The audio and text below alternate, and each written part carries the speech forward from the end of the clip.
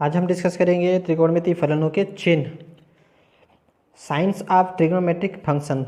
तो ये हमारा एक कार्तीय अक्ष बनाए हैं और इसमें हम देखेंगे एक्स अक्ष और वाई अक्ष में इसका जो मूल बिंदु है इसके साथ इसका क्या कनेक्शन है। तो यहाँ पर चार आपका चतुर्थांश दिया गया है, पहला, दूसरा, तीसरा और चौथा। और सभी चतुर्थांश में हम देखेंगे कि त्रिकोणमितीय फलन के चिन्ह किस तरह से रहते हैं। तो पहला जो चतुर्थांश है यहाँ पर सभी धनात्मक लिखा हुआ है। तो यहाँ पर साइन, कॉस, टेन, कोसेक, सेक, कॉट ये सभी क्या रहेंगे, धनात्मक होंगे। और उसी तरह जब हम यहाँ पर आएंगे आपका दूसरा चतुर्थांश में, तो यहाँ पर साइन का मान धनात्मक होगा, बाकी सभी जो त्रिकोणमितीय फलन है वो ऋणात्मक होंगे। इसी तरह यहाँ पर आ गया तो यहाँ पर हमारा तीसरा चतुर्थांश है, यहाँ तीसरा चतुर्थांश में टेन धनात्मक होगा और बाकी सभी ऋणात्मक होंगे। फिर चौथे चतुर्थांश में कॉस धनात्मक होगा, फिर जितने हैं वो आपके ऋणात्मक होंगे। तो ये किस तरह से है, तो हमें यहाँ पर समझना होगा कि यहाँ पर हमारा जो कोण बनता है थीटा कोण, तो इस थीटा कोण के हम कोण को देखते हुए जानना है कि 0 से लेकर के यहाँ तक आपका 90 अंश तक के सभी जितने भी त्रिकोणमितीय फलन है वो धनात्मक में आएंगे। और उसके बाद फिर हम देख रहे हैं कि 90 से आगे यानी कि 180 तक जब हम इसको देखते हैं तो 180 तक, 90 से ऊपर और 180 तक, तो यहाँ तक हमारा क्या है, साइन का जो मान है वो धनात्मक होता है और बाकी सभी ऋणात्मक होते हैं। उसी तरह जब हम आगे बढ़ते हैं तो 180 से 270 तक, तो 270 तक यहाँ पर होगा, तो 180 से 270 में 10 जो है धनात्मक होगा और बाकी सभी ऋणात्मक हो जाते हैं। फिर इसी तरह आपका 270 से 360 के बीच, ये इसके बीच में आपका कॉस धनात्मक और बाकी सभी क्या रहेंगे, ऋणात्मक रहेंगे। तो इस चित्र के माध्यम से हम, ये आपका टेबल है, इस टेबल में हम उनके जो फलन मतलब ऋणात्मक या धनात्मक त्रिकोणमितीय फलन के चिन्ह वो हम यहाँ पर व्यक्त कर सकते हैं। तो देखिए यहाँ पर आपका पहला जो चतुर्थांश है ये आपका चतुर्थांश है और ये आपका क्या है, त्रिकोणमितीय फलन। तो जितने भी चतुर्थांश है पहला में क्या है, सभी धनात्मक है। तो हम यहाँ से साइन, कॉस, टेन, कोसेक, सेक और कॉट, तो ये सभी हमारे क्या रहेंगे, धनात्मक होंगे। और फिर आते हैं दूसरा हमारा जो क्या है, द्वितीय चतुर्थांश है। तो द्वितीय चतुर्थांश में क्या है, साइन धनात्मक होगा और बाकी सभी जो है क्या रहेंगे, ऋणात्मक रहेंगे। तो यहाँ पर हम नीचे सभी को ऋणात्मक भर सकते हैं इस तरह से। फिर नीचे हमारा आता है कि तीसरा चतुर्थांश, तो यहाँ पर क्या बोला गया है, तो 10 धनात्मक होगा, यानी कि हम यहाँ 10 के सामने क्या रखेंगे, धनात्मक रखेंगे और उसके बाद बाकी जितने भी है वो हमारे क्या होंगे, ऋणात्मक होंगे। तो एक चीज़ और इसमें आपको देखने को मिलेगा कि जैसे कि आपका साइन है, तो साइन के उल्टे, तो जैसे दूसरा चतुर्थांश में हमने देखा साइन क्या है आपका, प्लस है, तो साइन का उल्टा क्या होता है, कोसेक। तो कोसेक भी हमें क्या करना है, यहाँ पर प्लस करने हैं, क्योंकि दोनों ही एक ही है, मतलब इसमें जस्ट एक दूसरे का विलोम है, तो यहाँ पर प्लस। फिर इसी तरह यहाँ पर भी क्या होगा, 10 आपका क्या है, प्लस है, तो नीचे हमारा जो कॉट है, तो कॉट के स्थान पर हमें क्या रहेंगे, प्लस रहेगा, बाकी सभी ऋणात्मक रहेंगे। फिर चौथे चतुर्थांश में आपका कॉस जो है वो हमारा क्या है, धनात्मक है, तो यहाँ पर लिखेंगे धनात्मक और जो साइन है वो ऋणात्मक हो जाएगा। तो कॉस का उल्टा क्या होता है, सेक होता है, तो सेक भी हम क्या करेंगे, धनात्मक रहेगा और बाकी सभी जो है वो आपके क्या रहेंगे, ऋणात्मक रहेंगे। तो इस प्रकार हम यहाँ पर क्या कर सकते हैं, टेबल के माध्यम से उनके चिन्हों को समझ सकते हैं। अब हम देखते हैं प्रश्नावली के सवाल।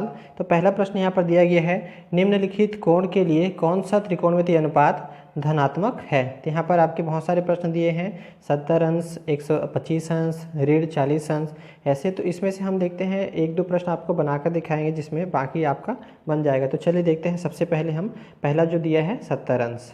पहला प्रश्न यहाँ पर दिया गया है 70 अंश, इसे हम देख रहे हैं चूँकि ये हमारा क्या है, थीटा बराबर 70 अंश, जो कोण को हम हमेशा थीटा से प्रदर्शित करते हैं, तो यहाँ पर आपको थीटा बराबर 70 अंश लिखना है। तो 70 अंश जो है, अब हम यहाँ पर देखेंगे कि ये कौन से चतुर्थांश में आता है।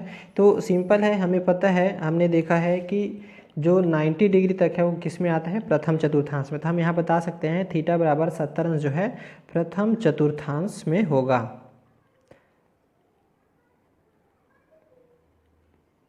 ये प्रथम चतुर्थांश में है।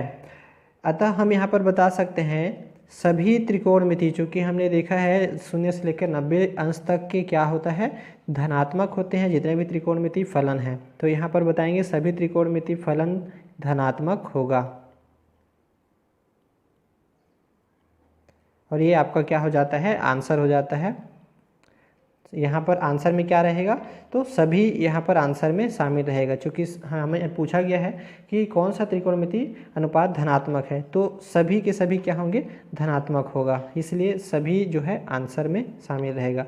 फिर आते हैं हम दूसरा यहाँ पर ले लेते हैं। एक सेकंड प्रश्न जो है यहाँ पर आपका दिया है 125 अंश। तो यहाँ पर जब हम इसको हल करेंगे तो हल करने पर इसमें भी हमें देख सकते हैं, चूँकि थीटा का मान क्या हो रहा है, 125 अंश हो रहा है। तो ये किस में है, तो ये आपका द्वितीय चतुर्थांश में आपका शामिल होता है। तो द्वितीय चतुर्थांश में है, तो यहाँ पर हम बता सकते हैं, इसलिए यहाँ पर हमें साइन थीटा, चूँकि दूसरा में हमारा सिर्फ साइन थीटा ही हमारा धनात्मक है, तो साइन थीटा, या ऐसा बोल सकते हैं कि यहाँ पर साइन 125 अंश ये क्या होंगे, तथा इसके साथ साथ आपका साइन का उल्टा यानी कि कोसेक 125 अंश, तो ये दोनों आपके क्या होंगे, धनात्मक होंगे। तो हमें बताएंगे कि साइन थीटा या साइन 125 अंश तथा कोसेक 125 अंश धनात्मक होगा, बाकी सभी क्या होते हैं, ऋणात्मक होता है। तो ये आपका होगा आंसर, साइन और कोसेक। फिर है प्रश्न नंबर 2, निम्नलिखित फलनों के लिए 5 अन्य त्रिकोणमिति फलनों का मान ज्ञात कीजिए। तो यहाँ पर भी बहुत सारे प्रश्न दिए हुए हैं। तो सबसे पहले हम देख लेते हैं कॉस थीटा बराबर ऋण 1/2, थीटा तृतीय चतुर्थांश में स्थित है। तो इस कंडीशन में हमें क्या करना है, यहाँ पर कॉस थीटा बराबर ऋण 1/2 का हम क्या निकालेंगे, दूसरे त्रिकोणमिति फलन का मान ज्ञात करेंगे। तो सबसे पहले यहाँ पर देखते हैं हमें जो दिया गया है। तो यहाँ पर आपका दिया है cos theta is equal to -1/2, तो यहाँ पर -½ यहाँ पर दिया गया है। अब चूँकि हमें पता है sign square theta plus cos square आपका जो थीटा है इज इक्वल टू होता है 1, इसलिए हम यहाँ पर बता सकते हैं कि sine square theta is equal to 1 - cos square theta, या ऐसा कह सकते हैं कि यहाँ पर आपको क्या हो जाएगा, कॉस के स्थान पर हम वैल्यूज़ को पुट कर देंगे। तो यहाँ पर हमारा वैल्यू क्या हो जाएगा, 1 - -1/2 पूरे का स्क्वायर। तो जब इसको हम हल करेंगे तो यहाँ पर हमारा मान प्राप्त हो जाएगा 1 चूँकि यहाँ पर माइनस है और 1/2 का होल स्क्वायर है, तो जब होल स्क्वायर को हल करेंगे तो यहाँ पर क्या हो जाएगा, ये प्लस हो जाएगा। तो 1/4 हो जाता है और प्लस हो जाता है, तो यहाँ पर माइनस आपका रहेगा। इसलिए जब इसको हम तिर्या गुणा करेंगे तो यहाँ पर हमारा प्राप्त होगा 4 एकम 4 ऋण 1/4। तो इस प्रकार मान कितना मिला, तो 3/4 हमें प्राप्त हो रहा है। तो देखिए साइन स्क्वायर थीटा है, जब इसको हम वर्गमूल में कन्वर्ट करेंगे तो यहाँ पर हमारा वैल्यूज हो जाएगा sine theta is equal to √3/4।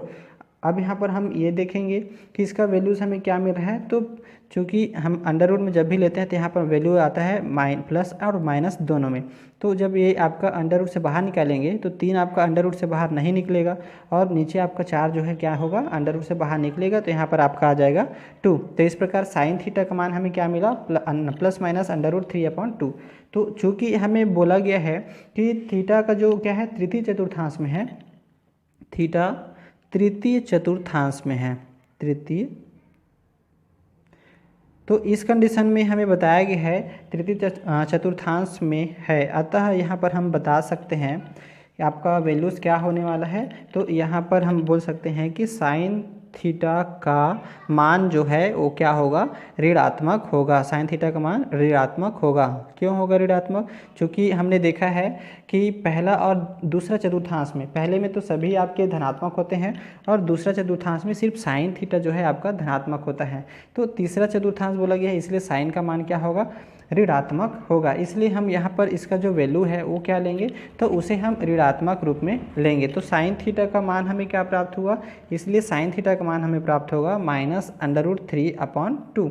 तो अब हम देखते हैं बाकियों का मान, चूँकि हमें सभी का मान निकालना है। तो सबसे हमें कॉस का मान तो दिया गया है -½ तो यहाँ पर हम देखते हैं सबसे पहले टेन थीटा। तो tan theta is equal to क्या होता है, तो हमें पता है tan theta is equal to sine theta cos theta. तो इस प्रकार हम यहाँ पर बता सकते हैं साइन का मान चूँकि क्या है -√3/2 और यहाँ पर कॉस का मान हमारा क्या होता है तो -1/2 जो दिया गया है। जब हम इसको हल करते हैं तो माइनस और माइनस तो यहाँ पर आपका प्लस हो गया। अब यहाँ पर हमारा हो जाता है √3/2 और यहाँ पर 1/2। जब दोनों को हल करेंगे तो 2 और 2 कैंसिल हो जाएगा, इसलिए बचेगा यहाँ पर सिर्फ √3/1। तो नीचे हर में हम 1 को नहीं लिखते हैं, इसलिए सिर्फ क्या आएगा तो √3 आपका आंसर आएगा। टेन थीटा का मान क्या है √3। अब आते हैं हम यहाँ पर कोसेक। तो cosec theta is equal to क्या होगा, तो कोसेक का मान यहाँ पर साइन का उल्टा होगा, यानी कि 1/sin थीटा का मान होता है। इसलिए हम यहाँ पर बता सकते हैं कि साइन का उल्टा यानी कि इसको पलट देंगे तो यहाँ पर हमारा मान मिलेगा 2/√3 और चूँकि माइनस है तो माइनस भी लेना है। फिर आते हैं नेक्स्ट हमारा हो जाता है सेक थीटा। तो sec theta is equal to 1/cos theta, इसलिए cos थीटा का मान को हम क्या करेंगे उल्टा कर देंगे। तो cos थीटा का मान क्या होता है -12। तो यहाँ पर हम लिखेंगे 2/1 यानी कि सिर्फ 2 और चूँकि माइनस है तो माइनस भी लेंगे। फिर नेक्स्ट है आपका cot theta is equal to क्या होता है तो 1/tan थीटा, और tan थीटा का मान हमें क्या प्राप्त हुआ तो √3। और √3 को जब हम उल्टा करेंगे, चूँकि हर में हमारा क्या है 1 है, तो हम यहाँ पर क्या हो जाएगा उल्टा करने से यहाँ पर 1/√3 प्राप्त होगा। तो इस प्रकार देख सकते हैं यहाँ पर हमारे सभी मान क्या है ये आपके आंसर हैं।